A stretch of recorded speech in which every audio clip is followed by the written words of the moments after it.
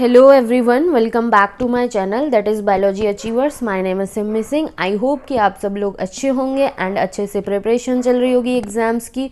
आज का जो हमारा पर्टिकुलर टॉपिक है, जिसमें सबसे पहले हम डिस्कशन करेंगे regulation of cardiac activity. Cardiac means heart की एक्टिविटीज़ जो हैं उसके रेगुलेशन पर देखेंगे एंड देन उसके बाद हम देखेंगे डिसऑर्डर्स ऑफ सर्कुलेटरी सिस्टम जो है उसके बारे में।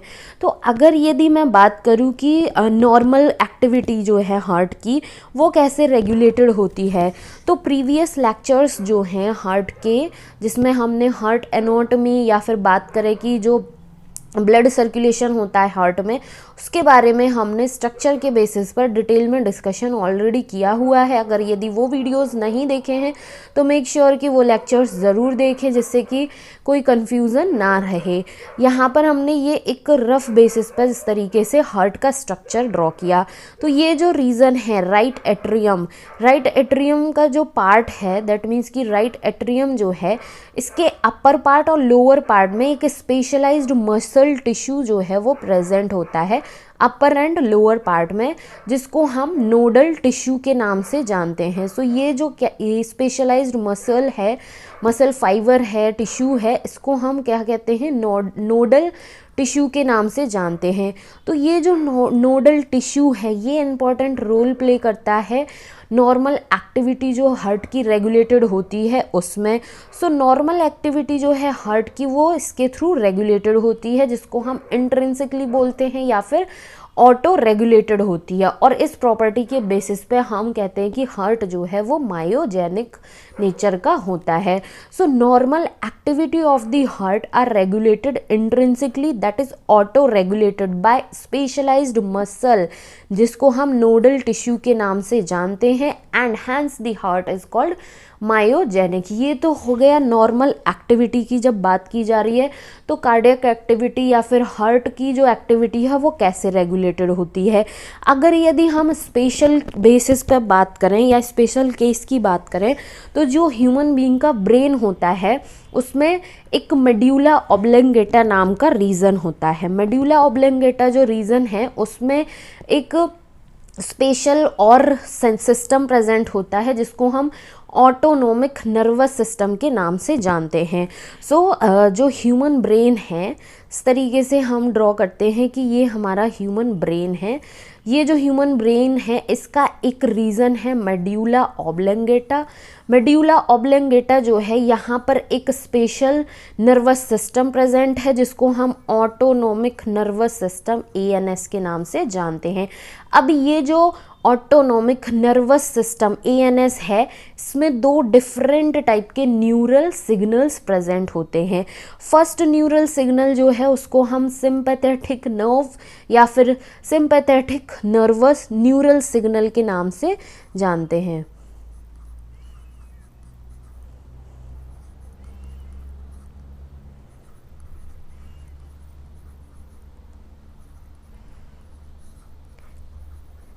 ये जो सिंपैथेटिक न्यूरल सिग्नल है ये क्या करता है, जो हार्ट रेट है, दैट मीन्स कि हार्ट बीट जो है उसी के साथ साथ वेंट्रिकुलर कॉन्ट्रैक्शन, दैट मीन्स कि वेंट्रिकल रीजन जो है हार्ट की, उसमें जो कॉन्ट्रैक्शन होता है वो इसको क्या करता है, इंक्रीज़ करता है। ये जब इंक्रीज़ होते हैं कि हार्ट बीट इंक्रीज़ हुई, वेंट्रिकुलर कॉन्ट्रैक्शन जो है वो इंक्रीज़ हुआ, तो उसकी वजह से अल्टीमेटली क्या होता है कि कार्डियक आउटपुट जो है वो इंक्रीज़ हो जाता है। सो सिंपैथेटिक न्यूरल सिग्नल क्या करते हैं, इंक्रीज़ करते हैं किस किस चीज़ को, इंक्रीज़ करते हैं हार्ट बीट जो है उसको, इसी के साथ साथ वेंट्रिकुलर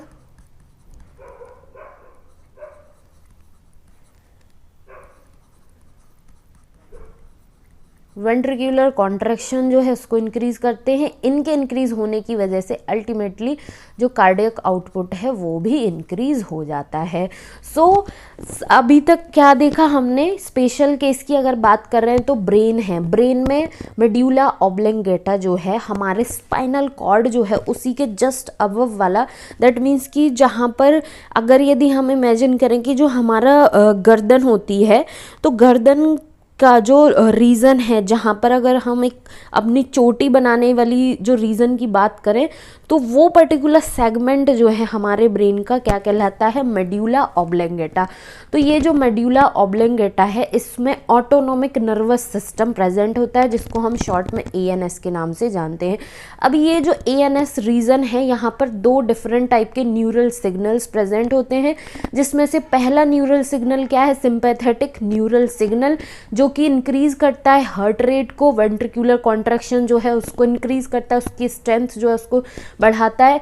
इनके बढ़ने की वजह से अल्टीमेटली जो हमारा कार्डियक आउटपुट होता है वो इंक्रीज हो जाता है। एक केस तो ये हो गया। दूसरी बात आती है कि जो दूसरा न्यूरल सिग्नल प्रेजेंट है ANS वाले पार्ट में, तो जो ANS वाला पार्ट है यहाँ पर हम देखते हैं कि जो ANS में सेकंड न्यूरल सिग्नल जो प्रेजेंट होता है वो उसका नाम क्या होता है, parasympathetic neural signal.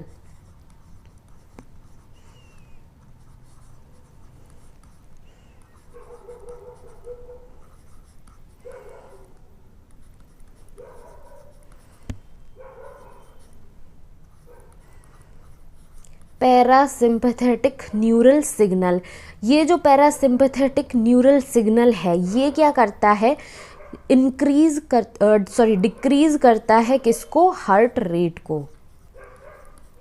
Heart rate को तो ये डिक्रीज करता है, बट जो एक्शन पोटेंशियल का कंडक्शन है, दैट मीन्स कि एक्शन पोटेंशियल जो है इसको क्या करता है, स्पीड अप करता है, इंक्रीज करता है।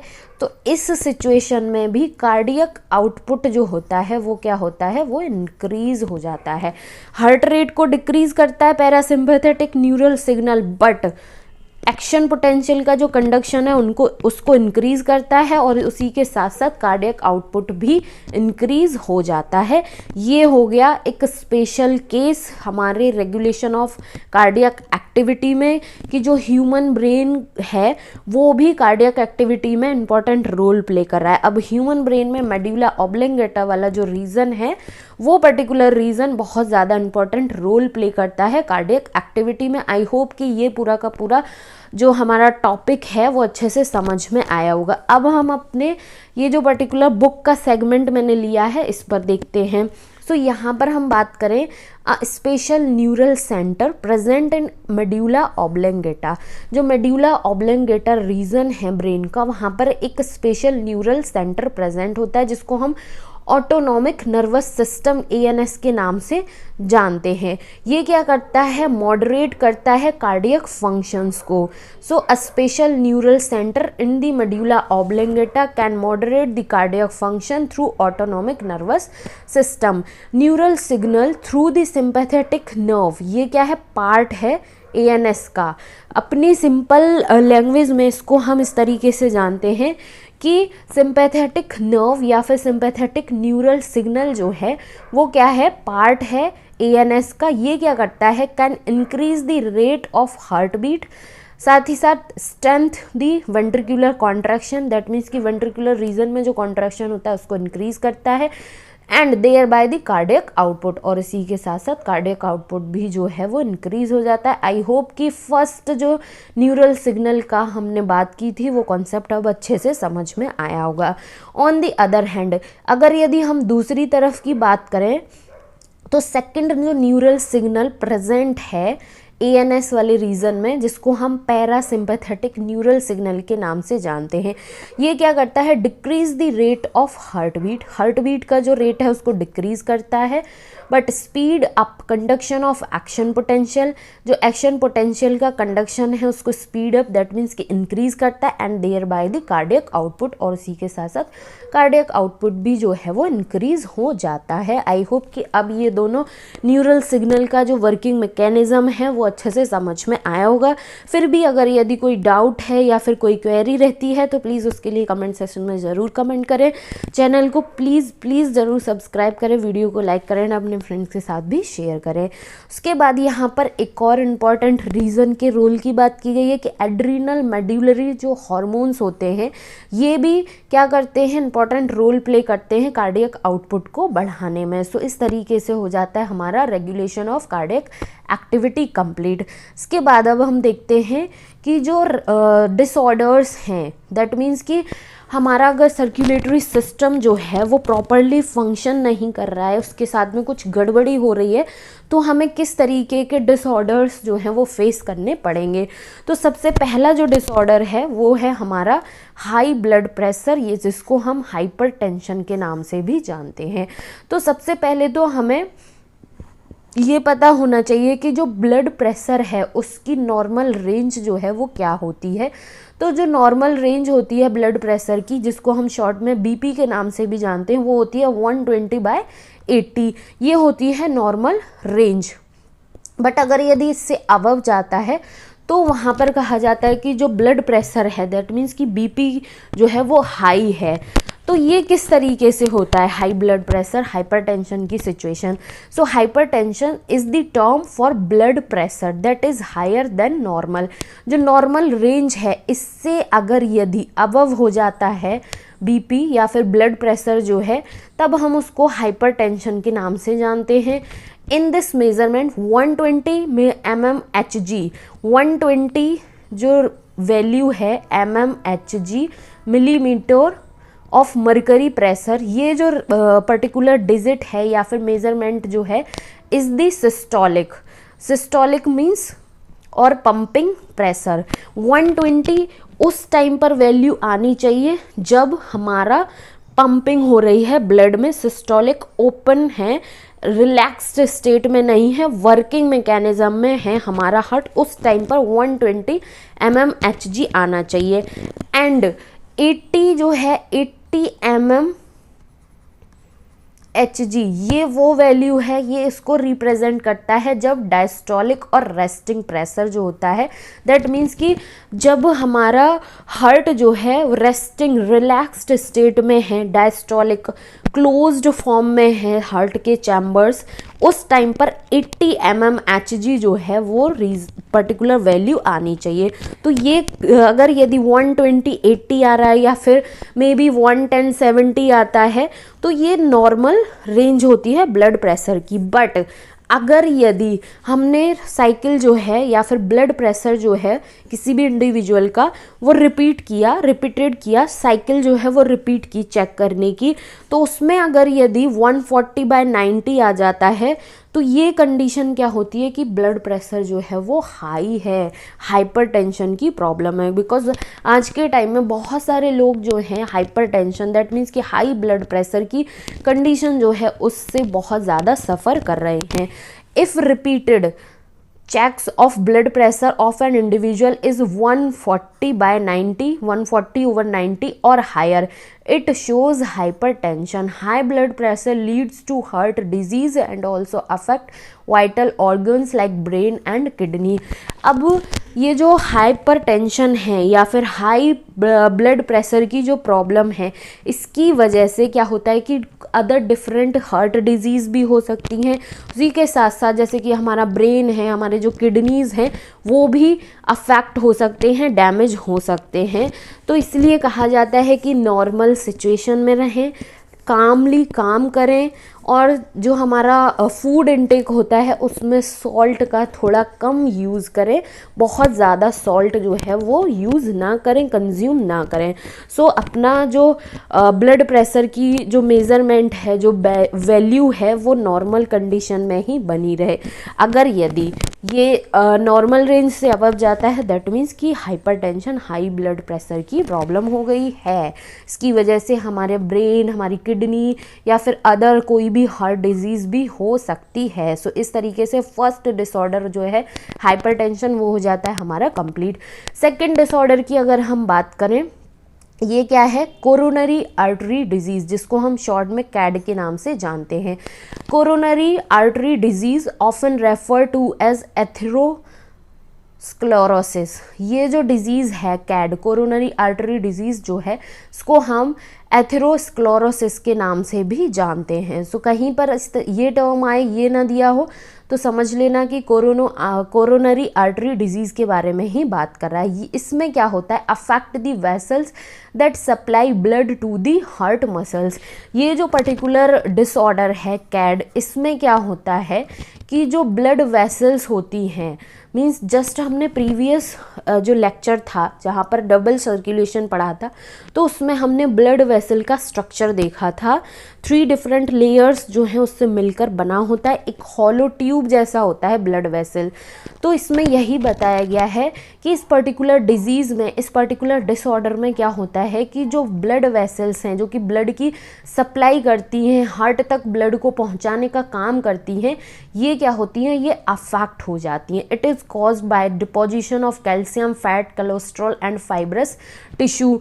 अब क्या होता है कि कैड जो डिसऑर्डर है ये कैसे होता है, ये जो पर्टिकुलर ब्लड वेसल्स हैं, दैट मीन्स कि जो ट्यूब जैसा स्ट्रक्चर है जिससे ब्लड फ्लो होता है, तो इसमें अगर यदि कैल्शियम का डिपोजिशन हो गया या फिर फैट, कोलेस्ट्रॉल या फिर कोई फाइबरस टिश्यू है, इसका डिपोजिशन हो गया, तो उसकी वजह से ब्लड वेसल्स जो हैं वो प्रॉपरली ब्लड को सप्लाई नहीं कर पाएंगे। हमारे हार्ट तक ब्लड जो है पूरा इनफ मात्रा में जो है नहीं पहुंच पाएगा और उसकी वजह से हमें कोरोनरी आर्टरी डिजीज़ जो है वो हो सकती है, which make the lumen of arteries narrow. अब इसमें क्या होता है कि अगर यदि इन पर्टिकुलर चीज़ों का डिपोजिशन हुआ तो जो ब्लड वेसल का ल्यूमेन है, जो हॉलो वाला रीजन है जहाँ से ब्लड फ्लो हो रहा है, वो क्या होता है, वो नैरो हो जाता है। फॉर एग्जाम्पल कि हमारे घर में जैसे पाइप है, पाइप से हम पानी जो है उसका फ्लो करा रहे हैं, तो उसी तरीके से ब्लड वेसल जो है वो एक पाइप जैसा स्ट्रक्चर है।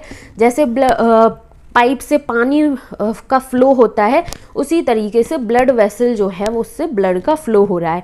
बट अगर यदि इस ब्लड वेसल में, इस पाइप में कोई कचरा जम जाता है, कोई गंदगी इकट्ठी हो जाती है, तो उसका जो डायमेंशन है वो डिक्रीज़ हो जाएगा। डायमेंशन डिक्रीज़ होने की वजह से पानी हो या फिर ब्लड की हम बात करें तो वो प्रॉपर फ्लो नहीं कर पाएगा, और जब प्रॉपर फ्लो नहीं कर पाएगा तो हमारे हार्ट तक इनफ वैल्यू जो है ब्लड की वो नहीं पहुंच पाएगी, और जब नहीं पहुंच पाएगी तो प्रॉब्लम होगी, जिसको हम कोरोनरी आर्टरी डिजीज़ के नाम से, कैड या फिर एथेरोस्क्लेरोसिस के नाम से जानते हैं। सो इसीलिए जब भी हम कोई भी चीज़ खाएं तो एक लिमिटेड अमाउंट में ही यूज़ करें। बहुत ज़्यादा फैट या फिर कोलेस्ट्रॉल जैसी चीज़ जो कोलेस्ट्रॉल को बढ़ाती हैं, दैट मीन्स कि ऑयली चीज़ जो है, जंक फूड्स जो हैं, उनका कंज्यूम्पशन जो है वो एक लिमिटेड मात्रा में ही करें, बहुत ज़्यादा ना करें। उसके बाद थर्ड डिसऑर्डर की अगर ये बात की जाए तो जिसको हम एंजाइना के नाम से जानते हैं, या फिर इसको हम एंजाइना पैक्टोरिस के नाम से भी जानते हैं। सो ये जो जितने भी ऑल्टरनेटिव नेम हो पर्टिकुलर डिजीज़ के, पर्टिकुलर डिसऑर्डर के, वो हमें अच्छे से पता होने चाहिए। तो एंजाइना, जिसको हम एंजाइना पैक्टोरिस के नाम से भी जानते हैं, ये क्या है, इसमें क्या होता है कि बहुत माइन्यूट सा, एक्यूट सा चेस्ट पेन जो है वो हमें फील होता है। ऐसा सिम्टम जो है वो उसको हम फील कर पाते हैं। So a symptom of acute chest pain appears when no enough oxygen is reaching to the heart muscles. So जो हमारा हार्ट है, हार्ट मसल्स हैं, वहाँ पर अगर यदि इनफ ऑक्सीजन नहीं पहुँच पाएगा, दैट मीन्स कि इनफ क्वांटिटी में ब्लड की सप्लाई नहीं हो पाएगी, तो हमें क्या होगा कि हल्का फुल्का चेस्ट पेन जो है उसका सिम्टम्स फील होगा, अपीयर होगा, जिसको हमें एंजाइना पैक्टोरिस के नाम से जानते हैं। ये क्या है, ऐसा नहीं है कि भाई हम लोगों ने सुना है कि जो मेल होते हैं उनमें हार्ट अटैक या फिर हार्ट डिजीज़ जो है वो ज़्यादा देखने को मिलती हैं, बट ऐसा नहीं होता है। जो एंजाइना है या फिर एंजाइना पैक्टोरिस जिसको हम बोल रहे हैं, ये मैन हो, वुमेन हो, मेल हो, फीमेल हो, और किसी भी एज के हों, उनमें कॉमनली देखने को मिलता है। बट मोर कॉमन अगर बात की जाए तो जो मिडिल एज होती है, दैट मीन्स कि 40 प्लस जब एज होती है, तो उस पर्टिकुलर एज ग्रुप के जो मेल फीमेल हैं उनमें बहुत ज़्यादा देखने को मिलता है। It occurs due to conditions that affect the blood flow. और ब्लड फ्लो नहीं होगा तो इनफ ऑक्सीजन नहीं मिल पाएगा, ठीक है। तो जो ब्लड फ्लो का मैकेनिज्म है, अगर यदि वो अफेक्ट होता है तो उसकी वजह से एंजाइना पैक्टोरिस जैसी सिचुएशन से हमें सफ़र करना पड़ सकता है। उसके बाद आ जाता है लास्ट डिसऑर्डर, जिसको हम हार्ट फेलियर के नाम से जानते हैं। अब हार्ट फेलियर जो है, इसका मतलब क्या हुआ कि एक स्टेट है ऐसी जिसमें हमारा हार्ट जो है वो प्रॉपरली पंप नहीं कर रहा होता है ब्लड को, ठीक है, और ब्लड की सप्लाई नहीं हो पाती है जितनी हमें नीड होती है। So heart failure means the state of heart when it is not pumping blood effectively enough to meet the need of the body. जितनी हमारी बॉडी को नीड है ब्लड की, उतनी पंपिंग नहीं कर पा रहा है हमारा हार्ट। तो इस पर्टिकुलर डिसऑर्डर को, इस पर्टिकुलर सिचुएशन को हम हार्ट फेलियर के नाम से जानते हैं। It is sometime called congestive heart failure. कभी कभी हम इसको कॉन्जेस्टिव हार्ट फेलियर के नाम से भी जानते हैं, because congestion of the lungs is one of the main symptom of this disease। congestive heart failure के नाम से जानते हैं। ये इसका मेन रीज़न क्या होता है? congestion of lungs जो है इसका मेन रीज़न होता है। Heart failure is not the same as cardiac arrest और heart attack. So heart failure जो है वो एक अलग कंडीशन है, एक अलग सिचुएशन है, जो कि हार्ट कार्डियक अरेस्ट या फिर हम कहें कि हार्ट अटैक जो होता है उसको ही बोला जाता है हार्ट फेलियर। तो ऐसा नहीं है, हार्ट फेलियर अपने आप में एक अलग कंडीशन है। हार्ट कार्डियक अरेस्ट या फिर हार्ट अटैक जो है वो अपने आप में एक अलग कंडीशन है। So cardiac arrest when the heart stop beating. Cardiac arrest क्या होता है कि जब हमारा हार्ट जो है बीट करना बंद कर देता है, तो इस तरीके की सिचुएशन को हम कार्डियक अरेस्ट के नाम से जानते हैं। और हार्ट अटैक क्या होता है? When the heart muscle is suddenly damaged by an inadequate blood supply. जब हमारे हार्ट की मसल्स जो हैं अचानक से डैमेज हो जाती हैं, तो उस टाइम पर हार्ट अटैक की प्रॉब्लम जो है वो देखने को मिलती है। सो इस तरीके से हार्ट फेलियर हो या फिर कार्डियक अरेस्ट हो या फिर हार्ट अटैक की बात की जाए, तीनों ही सिचुएशन अपने आप में अलग है। हार्ट फेलियर जो है वो कब होता है? ये इसका मेन रीज़न ये होता है कि लंग्स जो हैं उनमें कॉन्जेशन हो गया, तो उसकी जो कंडीशन होगी उसको हम हार्ट फेलियर के नाम से जानते हैं, जिसमें हमारा हार्ट जो है वो इनफ ब्लड की पंपिंग नहीं कर पाता है।